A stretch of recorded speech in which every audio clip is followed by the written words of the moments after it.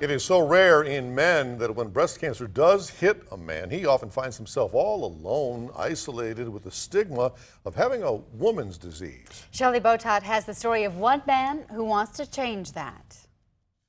Although not near as often, men get breast cancer too. And when they do, they die much more often than women do, which is why one man is trying to convince more men that breast cancer is not someone else's disease. Rick Williams is a man living in a woman's world. The stage 3 breast cancer survivor has had a mastectomy and the removal of 16 lymph nodes. He says men don't have the same support system as women. I think a lot of it is men are embarrassed. Maybe I got breast cancer. You know, they think of it as a woman's disease. Rick's family and church rallied around him, and then the 58-year-old spoke at a fundraiser for the Susan G. Komen Breast Cancer Foundation. It takes patients like Rick to get up there, to talk about his story, to raise awareness, because there could be a man right now, you know, sitting and ignoring a lump in his breast that we could save his life because of stories like Rick. Hi. As a 9-year breast cancer survivor, Rick still takes tamoxifen, gets exams and blood tests twice a year, and feels no embarrassment talking about his breast cancer, especially to other men.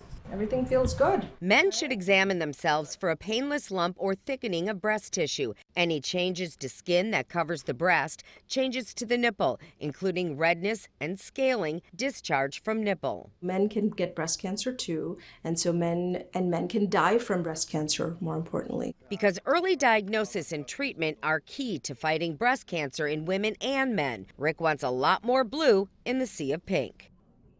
The American Cancer Society estimates 2,500 men will be diagnosed this year alone from breast cancer, and about 500 men will die from it. And that's your Health Watch. I'm Shelley Botat, Local 5 News. Could having an infection increase your child's risk for a mental health disorder? That story tomorrow in Health Watch. Wisconsin Public Service employees are doing their part to help out on Earth Day today. Employees prepared 500 tree seedlings to be distributed to students in Green Bay, Wasaukie, and Oshkosh as part of the company's commitment to improving the surrounding environment. Over the past 5 years, WPS has provided 3,400 seedlings to students in northeast Wisconsin. Lily Zhao joins us now. Look ahead to sports. Tom and Aaron, we're just a couple days away from the 2019 NFL Draft, and the Packers will have some flexibility this year. We'll hear from the general manager of the Pack next in sports.